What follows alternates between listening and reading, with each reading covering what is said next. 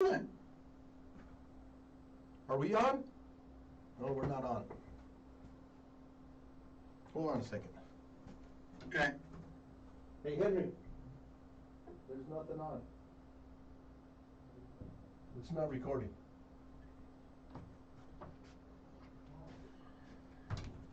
Yes. The red light's not on. Oh. Okay.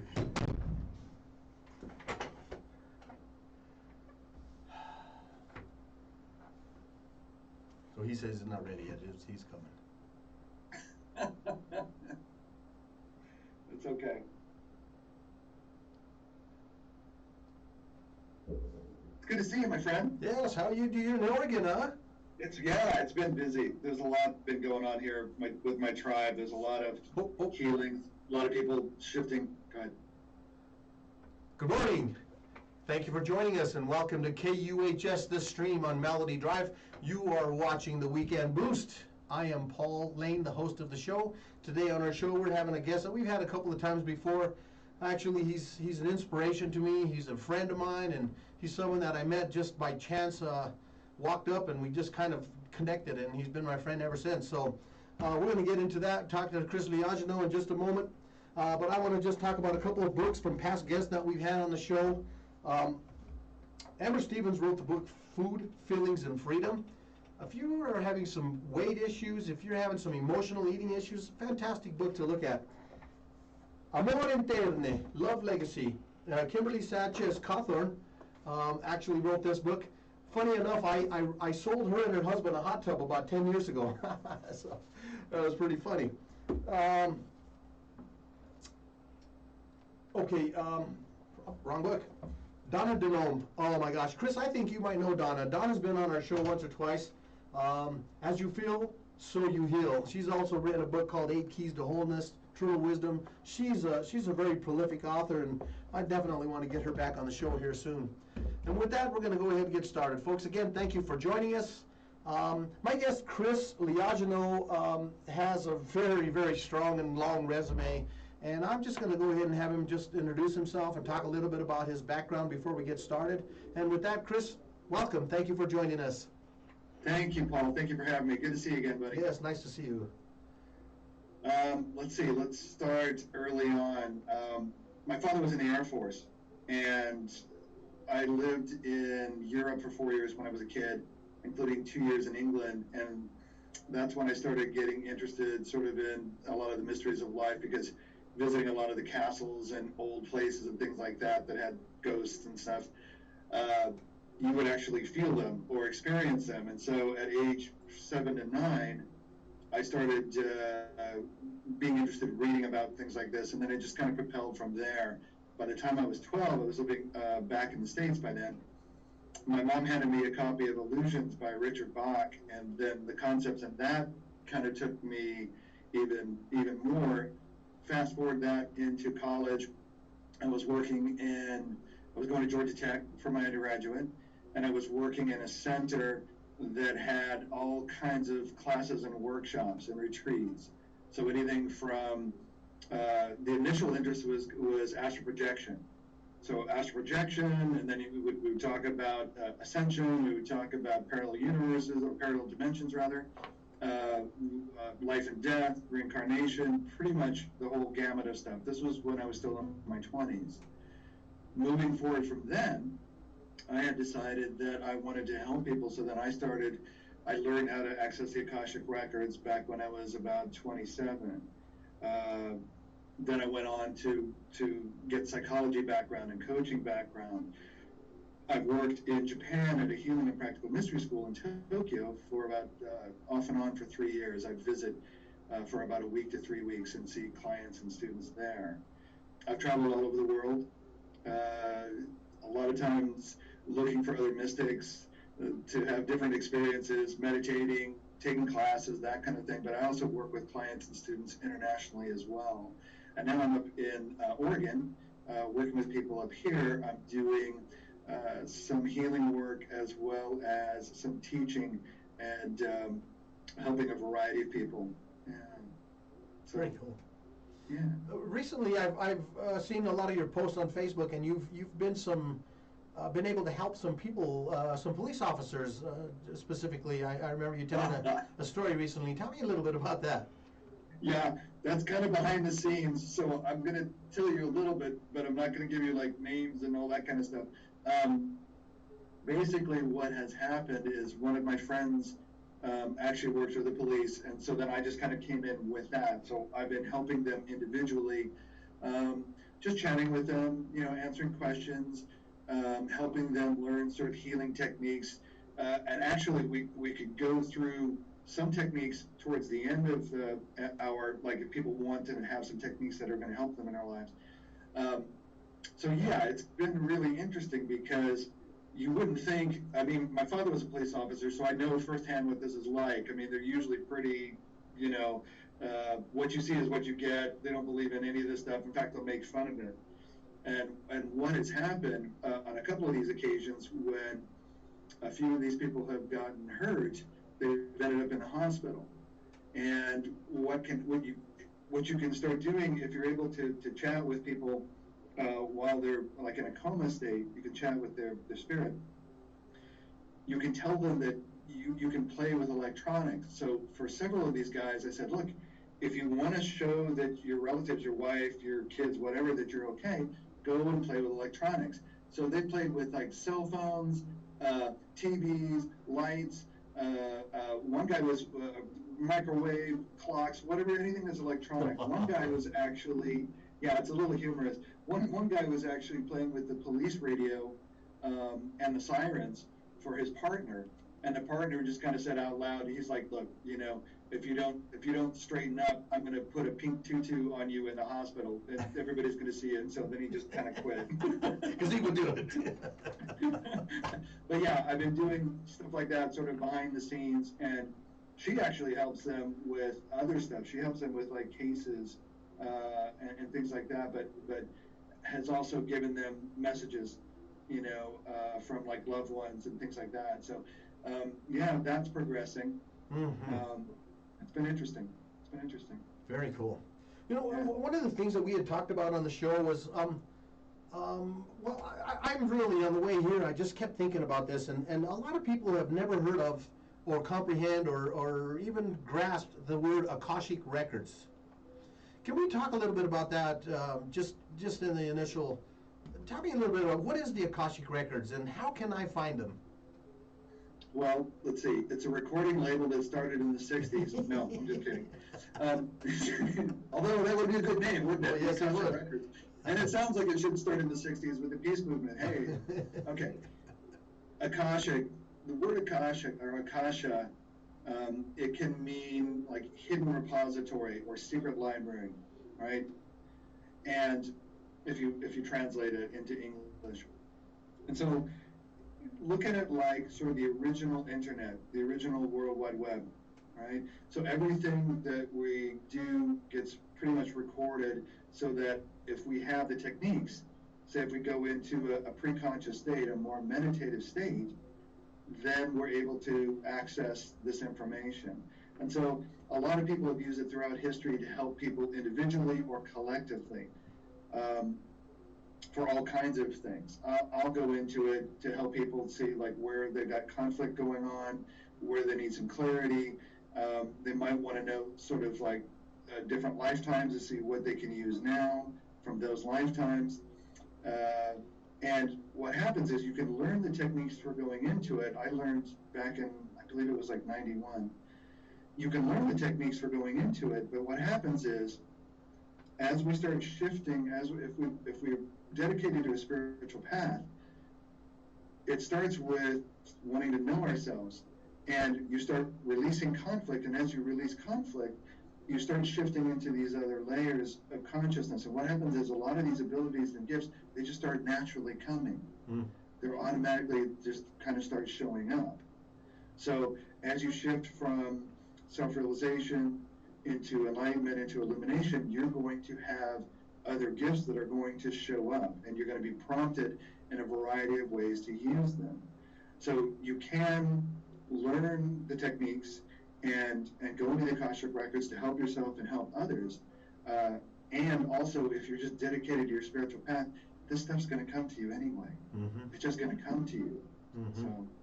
Yeah, I understand a lot of the great minds in history, like Bach and Tesla. There's a lot of people that believe that they accessed or were privy to information on the Akashic records, and so. Leonardo da Vinci, yes. If you look at his drawings and stuff like that, he was actually, okay, let me give you a little examples. With Da Vinci, he was going forward in time, visiting a lifetime of his in the future, and he could see all these inventions and stuff, but he hadn't actually experienced that lifetime yet. So he couldn't explain it in detail, but he could see like a helicopter or plane or whatever. And he actually said back then, he said, I don't forget who he was talking to. Somebody was complaining about him sleeping, and he goes, I'm actually doing more work when I'm sleeping than when I'm awake. Wow. So what he was trying to say was, I'm actually accessing the Akashic records to get this. And if you look at his drawings and stuff, it's amazing. Now, that's an example of somebody who was going into the future who hadn't actually lived that lifetime yet. An example of somebody who had actually lived a future lifetime, because lifetimes are non-linear, would be Jules Verne. Jules Verne wrote 20,000 Leagues Under the Sea, all that kind of stuff. He'd actually had, so he could write in incredible detail about all kinds of stuff. Wow. Because he'd already been there. But if you look at a variety of figures, like St. John in Revelations, he hadn't been there. So he was also trying to write down as best he could. So with lifetimes, in terms of incarnating, it's not going to be sequential. Well, how do I say this? It's not going to be linear. It's not. Yes, for the soul, it's not going to be linear. But we're composed of a body, spirit, and soul. Yes. So let's delineate that a little bit so people have an understanding of it. This might be a little advanced, so I'm just gonna try to say it as simply as possible. So for the spirit, there's a human spirit, okay, but that is an evolutionary form.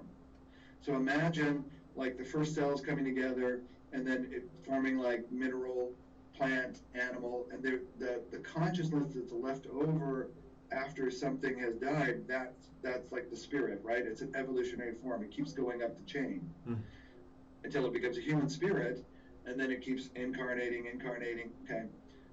A human spirit will tend to stay within its genetic track. Like it will find a genetic line and it will incarnate over and over in that line. A soul that comes in is not limited to that. It can just go wherever in any time frame. So a spirit will tend to incarnate sort of in a linear fashion. And if you look at people, you might look at somebody and go, hey, you look just like great-grandfather, blah, blah, blah, or you look like great-aunt, blah, blah, blah. Yeah, that's because the spirit is coming around again, incarnating with a different soul, so they might look very similar to that. I've seen times where people have taken pictures and it almost looks exactly like the person. I mean, change the clothes, but otherwise the person looks really similar. So a human spirit is on an evolutionary path. A soul is not. It's already in its sort of perfected form. So you have a soul and spirit coming together in the body. So you've got sort of a triad in one that will keep incarnating. So usually you will not have a soul and a spirit come together more than once. The spirit will be coming together with other souls for different experiences. Wow. Yeah. Wow, that's profound. Yeah. So, I've asked you this question before, but how does this align with like, I know I have a lot of families or a lot of people who listen who are Christians, and they're troubled by this concept, and they, this thought of reincarnation, it's very foreign to them, and in fact it's very anti what they believe, and so I'm curious about that. How does that jive with biblical teachings? Well, what I'm going to say might also not jive with it, but this is the truth too. A lot of this stuff, talking about reincarnation and stuff, that was cut out. Yes, it was. The Council of Trent, Council of Nicaea, all the references, all that stuff was taken out. So you can't, how do I say this? Initially, the church was designed to be sort of a protectorate around Yeshua and Mary and the whole movement. And then at some point it shifted off and said, no, we want the power. Mm-hmm. So you can't be simultaneously empowering everybody and also stay in power. It's kind of, they're kind of diametrically opposed. Wow, wow. So I would say this, there, for the original teachings of Yeshua and Mary and all those people, the notion of reincarnation was very commonplace. Yes. And in fact, back then, 2,000 years ago, the notion would have been known, in a lot of places around the world. But something that might help here, the Holy Spirit. I had a conversation with somebody on Facebook about this because she was wanting to know about it and how to connect with the Holy Spirit and all that. And I said, if you look at the Holy Spirit as sort of the active, creative force of God, creator source, whatever you call it. If you look at the Holy Spirit as the active force of it, it can almost be compared to the Force from Star Wars. Mm-hmm. And what I mean by that is it permeates everything. To use Yoda's word, it surrounds us, it binds us, that whole deal. But we also contribute to it, just like the Akashic Records. We contribute to the Akashic Records. But what happens is as we start shifting into higher layers of consciousness, we're able to use it in a variety of ways. So look at the Star Wars movies. Like you start off as a Padawan, a learner, Jedi Knight, Jedi Master. It's kind of the same with humans. I mean, I don't want to draw a direct comparison, but it's similar in that as we release our conflict and as we have a greater understanding of life, we start having more abilities to help people. You do things like healing or accessing the Akashic Records, or even just being able to like coach people and listen to them and give them like accurate feedback. All the stuff you've seen like in the movies, like with the Jedi doing, like they're ambassadors, they're peacemakers, and all, it's the same kind of stuff. So there's people around the world that are able to do a variety of stuff. And Paul, they're usually not out in the open. They're usually in the background. You might have a very small percentage of like Eckhart Tolle's or people like that are out there publicly doing stuff. And I can assure you there's a lot more people behind the scenes doing all kinds of stuff because you can get more done. Mm-hmm. You can just get more done. And then you tend to work with people. You can work with them individually or on a group level, but without the scrutiny, sort of the public scrutiny and everything, you can get so much more done, in a lot of ways. Yeah. Yeah, there's a lot of discussion, and there's a lot of, I think, disagreement. There's a lot of, last night I had a conversation with a couple, and we were, it got a little off track, I can't lie, but, we talked a lot about what we're talking about today. And I've never seen you get heated before, Paul. Ah, yes. Yes. That's one of the... passionate. Paul's a very passionate leader. So go ahead, Paul. And emotional. Yeah, and emotional. That's all right. Nothing wrong with that. Yeah, and that's something that I love to discuss because it's I think it's worthy of discussion, and these issues they're relevant, and I think much of what we understand and read in the scripture was written there, but it wasn't originally. The intent was not the meaning that we sometimes perceive of it. And I don't know what I'm trying to say. There's a difference between a couple things. First of all, the information in the Bible has been edited a lot. You've got to understand, exactly what I said. There's a difference between trying to empower people and saying like, we're the authority, you've got to come through us. Yes. I'm not a religious person. I'm a spiritual person. I would rather have everybody have a direct personal experience of their own spirituality, whatever that is, from wherever the world they're from. Yes. Than like, ascribing to like some book or some kind of religion. That's just not me. And if that is other people, that's fine. Mm-hmm. It's just not who I am.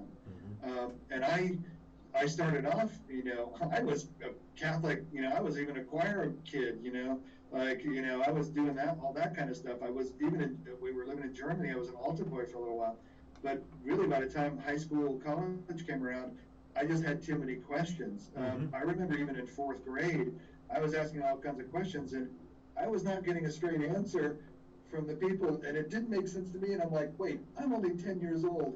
And if this adult can't give me a straight answer, something's not jiving, something's not feeling right here. Mm-hmm. And so it took until college until I heard a mystic say, you know, the kingdom of God is not just without, but it's within.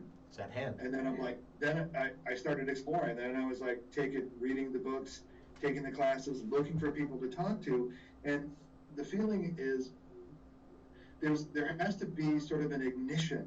There has to be a certain point where we go, I don't want to just take what. Nope. Lost your sound here, Chris. Shoot. Folks are trying to get back again. Oh, there you are. Okay. Yes. Okay. So what I was saying is, for everybody in their lives, there has to be some kind of ignition. There has to be some kind of spark where we don't want to just sort of take what is handed to us, but we want to find sort of direct personal answers. Yes. And we don't stop. We just don't stop. It's like, and we might talk to people, we might read books, and you know, we might travel around the world. There's all kinds of ways to do this. Some people I've met never leave their home. You know, they're just kind of like, these days on the internet, you can find so much. When I was growing up, we didn't have the internet. You had to go out and find people. You had to go to the library. You had to go to the bookstore. You had to do all this kind of stuff. Now you've got so much at your fingertips. The problem is you've got to discern, you know, what yes. is, you know, just not very helpful from, you know, the really helpful tidbits. Mm-hmm. But I think everybody needs to come to that sort of critical point where we don't take for granted what's being given to us, and we have to find out for ourselves. We need some kind of direct personal experience, and those are the kinds of clients and students that I work with. If people are sort of entrenched in whatever they've got going on, there's no room for anything else. You know, if they're already full with that, there's no room for anything else. Mm-hmm. And my parents are still Catholic, and it seems to work very well with them, but I'll give them updates, you know, occasionally on what I'm doing and all that kind of stuff, and they'll take it in like parents, but they won't take it in as like an avid student of mysticism. They're life. Not, mm-hmm. Yeah, they're just we're not going at that level. Yes, so, yeah. and that's I guess a frustrating place to be when you have so much to share and people are just not really open to. Well, what you've got to find your audience, right? Like, what was it? You know, you're 25% of the people totally aren't going to be in what you want. 25% are, and then the 50% don't care. Kind of, you know, that was the old adage, right? So you've got to find. I found people all over the world that I can connect with in a variety of ways. Here, you know, in Oregon, there's part of my tribe here. In Japan, you know, they're in different places in Europe, right? Mm-hmm. So if we are just being ourselves, if we're just letting ourselves be curious and kind of go into sort of the unknown and unfamiliar, then it gets really interesting. Life starts becoming synchronous. You know, the coincidences start occurring even more. You'll run into people, you know, and have these amazing conversations. I remember I had gone to, in Colorado, it's King Super. Up here, it's called Fred Meyer's. Anyway, I had gone to like a King Super, gotten some stuff, and then intuitively I was feeling, oh, I've got to go to Vitamin Cottage. The logical part of me was like, no, I just went to King Super's. Why do I need to go to Vitamin Cottage? I got everything I need. Go to Vitamin Cottage.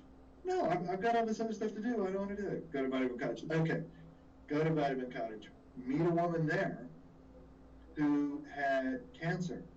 She had a head wrap on because her head had been shaved. We started talking. I don't remember how I don't remember how it started. I said, hey, I don't mean to pry, but have you got cancer? One thing led to another. I was giving her cancer resources. I was helping her out with stuff. And she goes, you know, we must have talked for 10 minutes. And she goes, you know, I think you're the reason I came to Vitamin Cottage. And I said, I know you're the reason I came to Vitamin Cottage. I didn't even buy anything. I didn't even go. I'm like, man, I'm done. So what I'm saying is, the more we are simply being ourselves, the more we are radiating ourselves out into the world, we're not going to mesh with everybody, and we don't have to. Right. But we are going to find more people in our tribe, and are going to have more seeming coincidences like that are happening all the time. All the time. It could be work. You could find somebody while you're going jogging. It doesn't matter. It doesn't matter. Folks, if you're just joining us, you're watching KUHS The Stream on Melody Drive. This is the Weekend Boost. I am Paul Lane, the author of The Caregiver's Handbook, a self-help love story. And we're talking to Chris Liagino. He's my friend. He's a mystic. He's very knowledgeable about things like the Akashic Records, if you're not familiar with those. We just talked a little bit about those. But one of the things that I really wanted to talk about today was, in the last 18 months, we've had a lot of death in America, worldwide. And, you know, I almost compare it to the flooding of Atlantis. I mean, there's so many souls that have left this earth and are now where? And you know, and what's the significance of this shift in today's, you know, in this a trial, or whatever you want to call it, this tragedy? Wow. Where to start from that? You touched on a few things here. Okay, here's where I'm going to start. When the atomic bombs dropped on Hiroshima and Nagasaki, you had a lot of people that died there. A lot of those people came back by the 60s. Actually, a lot of people were born soon after that and became sort of the peace movement in Japan and the U.S., especially in the 60s. If you remember all the... Oh, yes. Well, I was just being born, but I'm not saying you remember that, but personally, but you know what I'm talking about. So they came back and helped try to fuel that. You're going to have some of that same kind of feeling with these people that want to come back. They're going to be wanting to change stuff. Some of them would probably be championing health, right? Some of them might even be hardcore, like vaccinations. You have to have shots, whatever. You're going to have that. Others will be probably coming back for the spiritual side. No, we have to have like sort of the greater understanding of stuff. Others will try to be like mediation, like how do we come together? Because they'll remember that people were like fighting back and forth and stuff. Plus you've got this going on globally, right? Mm-hmm. So there's going to be people doing all kinds of stuff. That's part of it. Part of this also is we are going to have, not just from COVID, but from other things. We're getting into prophecy now. We're getting into Akashic Record stuff. We're going to have more people checking out. It has been said that at some point, the Earth's population will be down to 550 million. Wow. Yeah. We're at what, 7 billion? Yeah, right in the 7 billion. Something like that? Yeah. Okay. So part of this is, and I'm not being an alarmist, I'm not a conspiracy theory person, so let's put that out there right off the bat. I've known about stuff like this since the 80s when I first started getting into this, okay?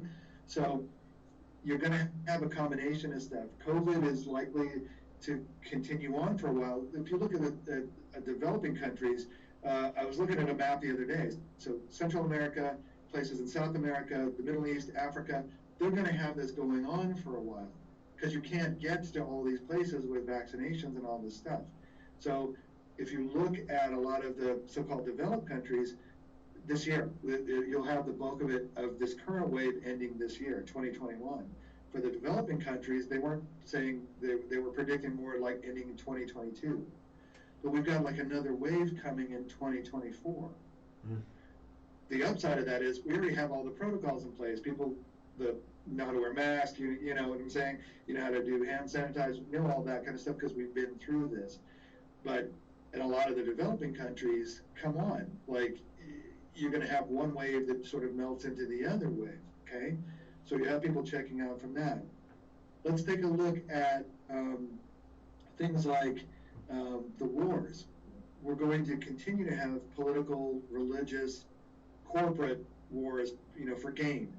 People that want to go into places for a variety of stuff and carve it up, you know, for their own, you know, benefit. So they'll make money. The U.S., unfortunately, is one of its major exports is war.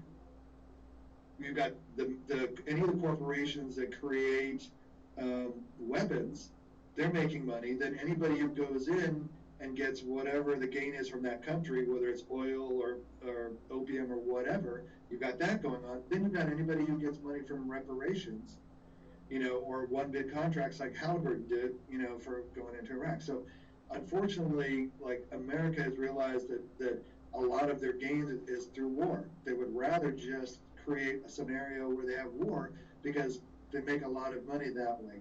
Okay, so you're still going to have America doing a variety of stuff, but you've got other countries involved. You've got China. Look what happens. Look what's happening with China.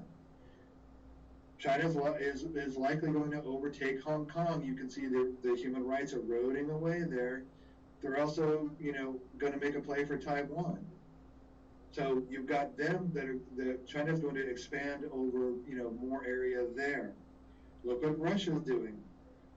Russia's hacking into all kinds of places. Look what happened with the whole oil prices and all that stuff that went. So there, you've got a variety of people. Look what's happening again in the Israel area, Palestine.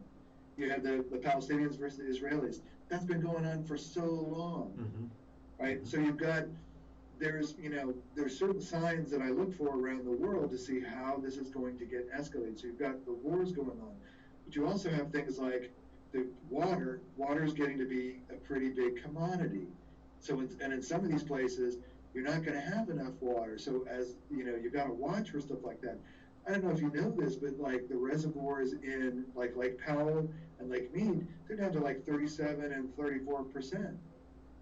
Yep. That hasn't happened in a while. So you're going to have like a variety of diseases, famines, water, wars. We've had that. There's nothing new with that. It's just that it's going to be contributing factors for a lot of this stuff going on. So it's going to take a while to sort of get there. But again, the upside of this is the more conscious we are, the more discerning we are, and the more committed we are to our spiritual path, this gets easier and easier. If we're run by fear, if we're not willing to look at ourselves, one of the things that happens if we're not willing to look at ourselves is we start projecting on everybody else. The extreme example of that is called war. So the more we are willing to take a look at ourselves and deal with our own issues, the less turmoil we're going to have around us on the outside, and you'll have an easier, stress-free life, less fear, your health is better. There's so many benefits all around. Wow. Now, I just said a whole lot there, so please take a moment to respond. So it's very complex. I mean, no one has all the answers, but I do believe that there is a silver lining there. I believe that.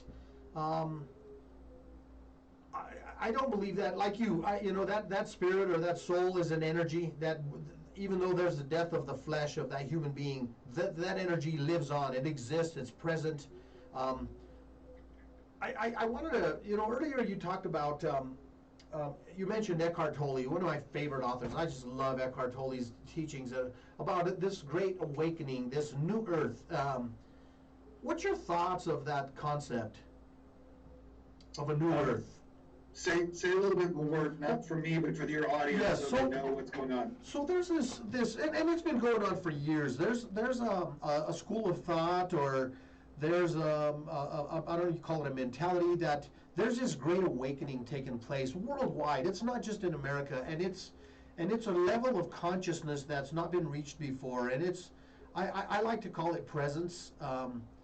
And Eckhart Tolle, in his book A New Earth, really brought things down and simplified things. I read his book when I was with my wife in hospice, and so I was really a troubled soul, and it was very comforting to me to read his words. And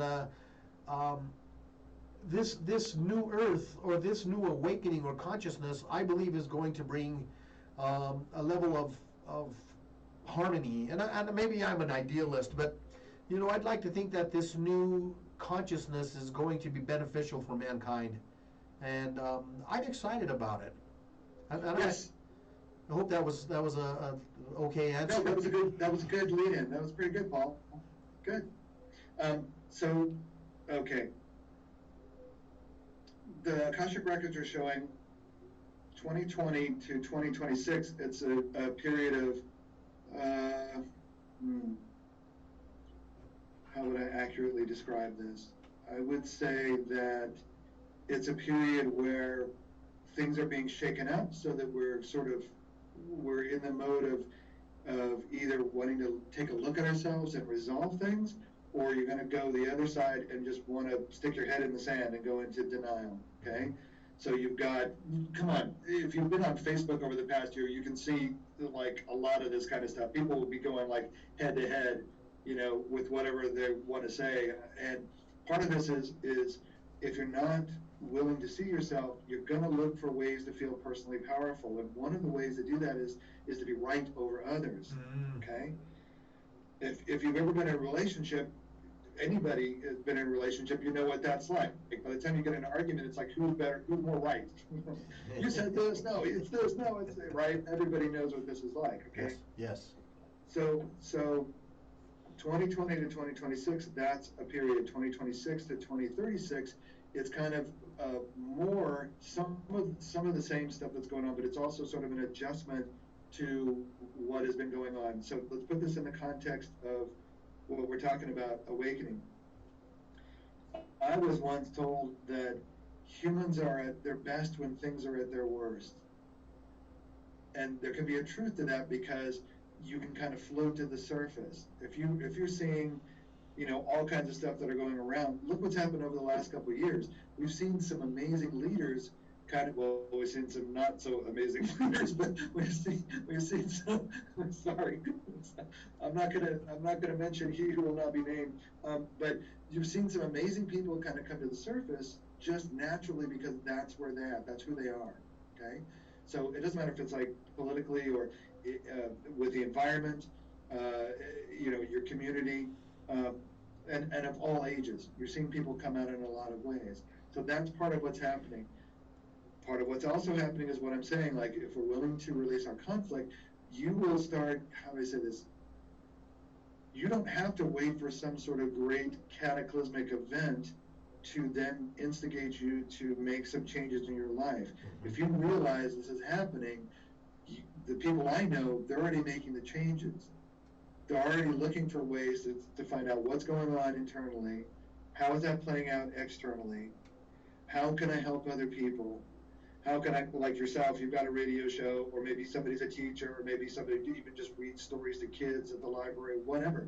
They're trying to find ways to make a difference. So a lot of the people I know, they're already in that wave, if you want to call it that sort of energetic wave that will take them to the next thing. There's enough energy on the planet now for us to individually shift. If we're willing, plus we have guides that are always helping us in spirit. Not just in spirit, but a lot of times, remember how I said there's the mystics sort of behind the scenes? A lot of times these people will show up in your face, but you will not know that. They might show up as a homeless person, or somebody you meet at the grocery store, or whatever. They'll just look like regular people, and they're helping you out in any number of ways. Okay? So we have amazing amount of help in spirit that we don't see, in our face that we don't see because we don't recognize it, and if we're looking for like-minded souls like ourselves, it makes it much easier, especially at times like this when it seems to be crunch time. So for years to come, it's going to feel kind of rocky for a lot of people. The upside of that is, if you get tired of that, you're going to want to have some kind of a change, and you're going to start looking for answers, right? The people that I know, for the most part, and I'm close with, they've already been doing that. They've been doing that for years, and they're trying to find, you know, their own answers, whether it's traveling to some place, whether it's reading a book, taking a class, meditating, doing a breathing technique. They're trying to find ways, going to a healing and practical mystery school, and finding others, you know, where they can find a way to shift consciousness. I think one of the difficult things at this point is to not get caught up in the fear, not to get caught into like the doubt and the fear, you know, and to feel sort of hopeless. Like last year, it was tough. Those first couple months with COVID, people were really freaking out. I remember I was in Colorado at the time, in Lafayette, and people were buying out, I'm sure you saw this, they were buying out like toilet paper and all these products. They were just gone. There was nothing on the shelves, right?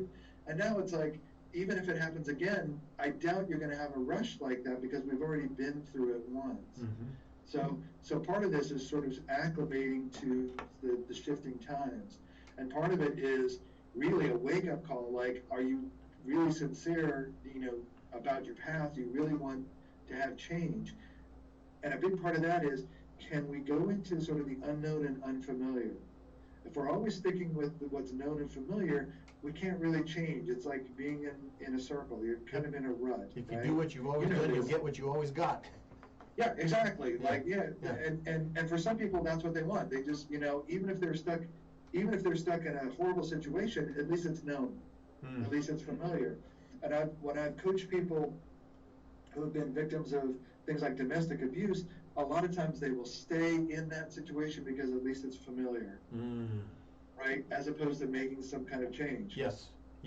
So it's the willingness to go into the unknown and unfamiliar, to ask for help, to ask for support, to look for like-minded souls. All this stuff is going to propel you forward in your path. I don't feel like, even though we might have moments where we want to be alone, I don't feel like anybody is here to do life alone. You're just not. And for a lot of people, when we start making the shift and we've made the commitment on our spiritual path, we need to ask questions. We need to find other people. Otherwise, it's kind of like you're really feeling alone. Like, oh my God, like I didn't have many friends before, It's like what am I going to do on this path? And then how am I going to talk to my relatives? People are going to think I'm crazy or weird. Yeah, and you're sitting there in a frustration and angry and don't know why. I see it all the time. It happens all the time. And so you'll find some people that will come to like a workshop or retreat, and they're so excited. They're so excited to be there, and they're talking to everybody, and it's my tribe, and blah, blah, and then they go back, in their neighborhood or their marriage or whatever, and they don't have that same kind of rapport. They don't have that same kind of acceptance or understanding. So one of the things that is going to happen for people is we're not going to want to have things sort of a little bit at a time, like to kind of sort of talk with people or kind of sort of be ourselves. That's not going to work anymore. And if we're doing that, we're going to feel really uncomfortable in those moments where we're not carrying through. So if you've been that kind of person where you look forward to a retreat every 3 months, you're going to want that more often. Like you're going to either want to go to retreats all the time, or you're just going to go like, I just need this as a lifestyle. So the stuff what I'm saying directly is the things that used to work sort of in the past, that's not going to work anymore. It's not going to work. And to the degree that we're not able to see that, we might really be struggling with life. We might be really going through it. So this is a really essential time period to ask for help, to talk with others of like mind. So, Chris, do you offer your services remotely? So, for example, if there was someone here in Colorado or someone in New Mexico who wanted to hire you, for your intellect, your wisdom, your teachings, could someone hire you? And if so, how would they get a hold of you? Yes, I work with clients internationally. So we can do, depends on what you're interested in doing. I work with people in person, although not so much over this last year, but now things are opening up again. So here I can work with people in person, but also WhatsApp, Zoom, Skype. It depends on what you're able to use, and what works for you. I do coaching. I work with the Akashic Records. I do some healing work. If they want to get in touch with me, they can they can obviously get on Facebook. I'm there, Chris Liagiano. You can find me there. I'm on Twitter. They can use my email. It's chrissadhuta@gmail.com. That's CHRIS, and then SAD as in sad, HUTA. chrissadhuta@gmail.com. They can reach me there. I have websites. Unfortunately, they're both being worked on, but one is chrisliagiano.com. and the other is enlightened-response.com. So when those are up, you can reach me through there. But in the meantime, I suggest everybody calls Paul, and then Paul direct. No, don't do that. Don't do that. 720. little humor there. Email, Facebook. There's a variety of ways they can reach me. Sure. Yes. You are in the process of writing a book now. Is that correct? Yes. What I've been doing since 2016 is journaling a lot of the developments, all the changes, a lot of the conversations that I've had, a lot of the different events that have happened, the epiphanies. I in addition to working with the Akashic Records, I also work with Spirit on a regular basis. What that means is we can have like regular conversations about a variety of stuff, but it also means I work with them to help with healing in a variety of ways. Okay, so some of the stuff I've been writing have been the conversations with them. So I have about 1,025 pages, 8.5 by 11, that is just all of that I'm now using for a variety of books. This first book, I only have about 50 pages on right now. I want to title it "Coming Home" because it's all about. We'll see what the publisher wants to call it, but I call it "Coming Home" because it's really coming back to ourselves, and it's the kind of book I wanted to read about life. Like, what is life about? What is the spiritual path about? Talk about life and death, reincarnation, all sort of the basics in a simple way that pulls everything together and then helps sort of explain the different layers. Like, a lot of people think you're just here and, you know, if I've got my house, my kids, and my job, that's it. Mm-hmm. That's life. And that's a bill of sale that we've been sold that's not accurate. It's just not accurate, and it's not my experience. So I want to explain things in a way in this first book where we realize you can have all that, you can do all that stuff, and that's wonderful, and the education doesn't stop after college. Yes. Or high school. It just keeps going. If you're willing to experience things, if you're willing to go into the unfamiliar, you find that more and more and more keeps happening, and your abilities, I mean, let's put it this way. At some point, you can access the Akashic Records, and you can find all kinds of abilities, you know, that you can access. So whether you've been good at math, you worked on cars, you were a painter, you were a musician, whatever, you can access that kind of stuff. Mm. However, if you shift naturally, you will find at some point that you have abilities like that automatically. Innate, yes. Like to get in touch with. And I'll give you an example. The friend that I know here, she works in a place where she didn't start off like this, but she ended up being an interpreter for languages that she's never studied. Wow. In this life. So she's the go-to person. So if they need somebody for Chinese or Japanese or German, they will come to her and she will access it from another life and start speaking with it. Spanish, like most European languages. Yeah, this happens to everybody. Everybody can reach that level. Mm. It's not just sort of a special person that you read about in some book from some faraway land. That's not it. Yes. Everybody, and that's why I'm writing Coming Home, to let people know, like, this is actually part of the human experience. This is what we should be, you know, supporting and talking about in terms of, okay, this is sort of the regular life progression. Mm-hmm. A lot of the stuff that we have now, it's sort of more like it hijacks the human experience. It stops it. Yes. It negates it, right? So more of this stuff will be coming out. We talked about the period 2020 to 2026, 2026 to 2036. More people will be coming out with this type of stuff that's actually going to help people. Hmm. So this will be a time for a lot of people to come out with whatever they have for their knowing and for their skills to show other people, to help other people. Nice. Yeah. So that's the first book. But then I want to write. I've also got in the background, on the back burner, an Akashic Records book, a book about spirit, like spirit guides and communication and all the experiences with that. So I've got other ones, you know, that are lined up from there. Up here, this is going to take a little while, but the work that I'm doing now is laying the groundwork so that I can do a healing and practical mystery school, where people can actually show up in person and go through the classes and all of that.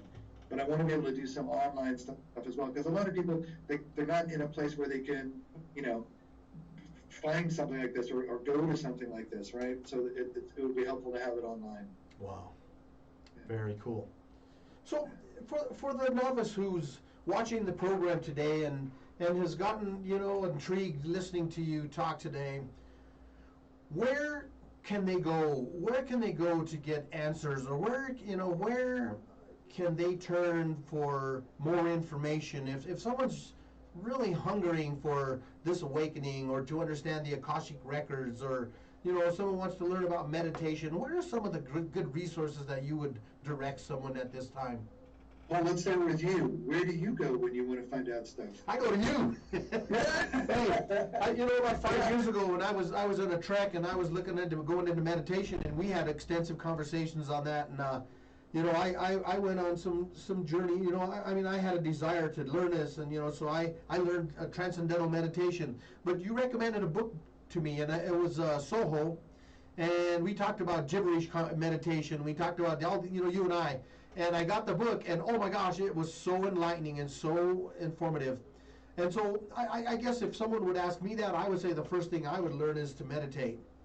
I went and I bought myself a chakra banner, and I put it so that the pineal, the third eye chakra, is eye level with me when I stand there and look at it. And when I do meditate, I sit there and I look at these 7 chakras. Bless you. And I consider myself in relation to them, and I try to think of the whole world as unified with myself. I have a book by it's a book on a biography on Edgar Cayce, and oh my gosh, it's so fascinating about how he would just go into these trances, and he would go into and access the Akashic records, and so, for me, I think that's really a starting point. So, combination of stuff. We're kind of into the resources, and we'll segue into the techniques part of it too. Okay. So resources. I think you were talking about Osho, like Meditation, the First and Last Freedom, right? That was the book that I was recommending. That was great because it has probably like 100 meditations. Yes. Depending on what you're into, so that would be a good place to start. Breathing techniques can be really important for meditating. Mm-hmm. There's a really wonderful book. It's old school, like from the 1920s. It's called Science of Breath, and it's by Ramacharaka. Look it up online. Just type in Science of Breath. Everybody, you can Google it, whatever. But it'll have breathing techniques that will be really foundational. Sort of the one book, I never got into him as a yoga teacher, but in terms of breathing techniques, BKS Iyengar has a book called Light on Pranayama, and it's got a lot of techniques. I've got that book too. Okay, that's good. That'll be helpful. If you're someone who wants to explore astral projection and out-of-body stuff, the grandfather of astral projection would be Robert Monroe. He was an engineer. His background is engineering, like mine, and went into sort of the mystic arts and stuff. But he's got Journeys Out of Body, and then a bunch of other ones. But if you want sort of an easy read, to kind of go into that, but there's a lot of other books out now about astral projection and that kind of stuff. Akashic records, you got to be careful because there's some stuff out there that I would not recommend. But I'm not gonna diss authors. I'm not gonna do that here. I'm gonna let you be discerning on it. I learned the Akashic records from my friend and mentor Gary Bennell, and I'd recommend any of his books. He had one called I believe it was Accessing the Akashic Records. Wow. So I would recommend that. He also has for sort of the more serious student a book called The Knowing. And you can find, he's got a website, Gary Bennell. I think he's also got another one called The Knowing, but you can type in his name and find out his web stuff from there. I knew him since the 1980s. I met him at a party, and he was teaching astral projection back then, and I've just known him since then. Let's see, meditation, astral projection, Akashic records. What else? What else would people be interested in? Past lives. Reincarnation. Past lives. There was a book, I've never actually read it as much as I've actually gone into the Akashic records, but if you're Many Lives, Many Masters is a book that's kind of a classic. that will go into a lot of stuff. One book that I also recommend is The Holographic Universe by Michael Talbot, I believe. Holographic Universe. What that shows is, and is that he kind of very dryly explains that life is sort of a hologram, and then he covers all around life. But if you look at God, Creator, Source as in a holographic model, I would say it's like if you take a hologram, a plate, and you break it, the whole is still contained within every piece. And that's kind of like each one of us. Mm-hmm. Even though we're individual people, the whole of God, Creator, Source is still contained within us. Yes. Okay. But the holographic model, that book really goes through a lot of stuff. So that's very helpful. But I know I'm looking at the time here, so I was going to say a couple of techniques. Yes. If you want to do out-of-body stuff, there's a 1-4-2 breathing technique that's really helpful, and it's a ratio. So think of inhalation, hold, exhalation, 1-4-2. So you're going to do it in your own timing. For me, when I've done it, I've done 4, 16, 8. So you inhale for 4, hold for 16, exhale for 8.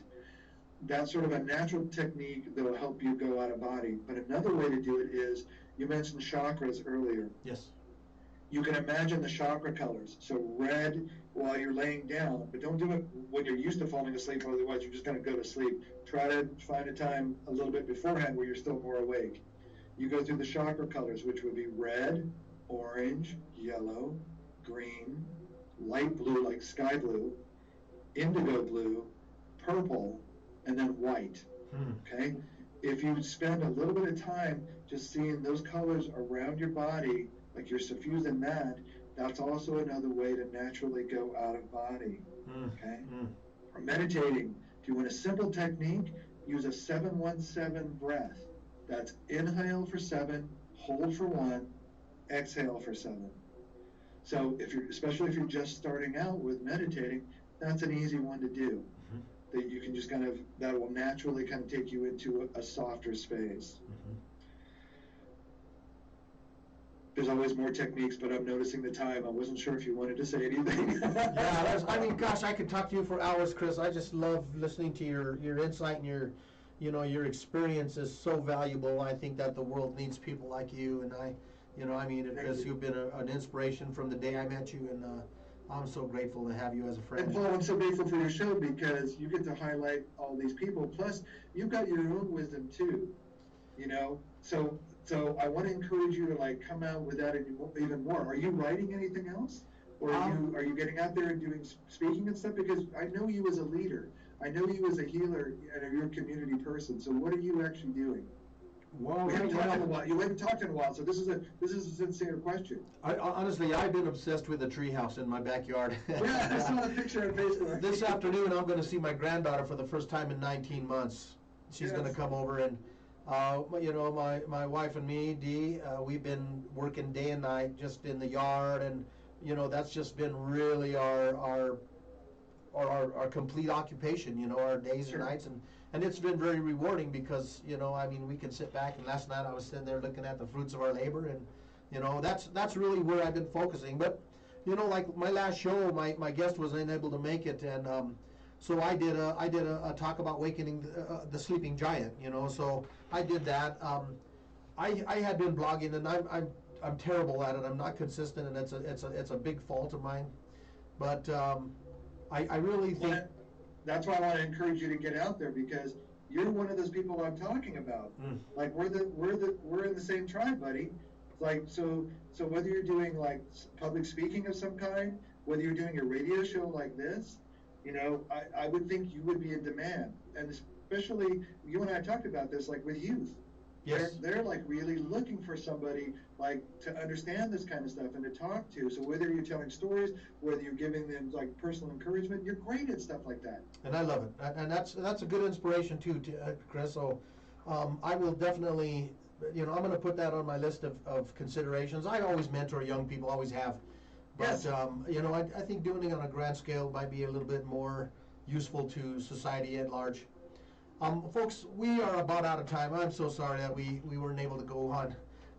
Paul Chavez is coming up. You want to listen to some great sounds this morning, later this morning and this afternoon? Listen to Paul Chavez's show, Mr. International. I'm hoping to have him as my next guest. I'm trying to get him on, but we've been talking to Chris Liagino, a mystic, a very, very wise and intelligent man of many, many gifts. And Chris, it's such a pleasure to always, to be in your presence and to talk with you.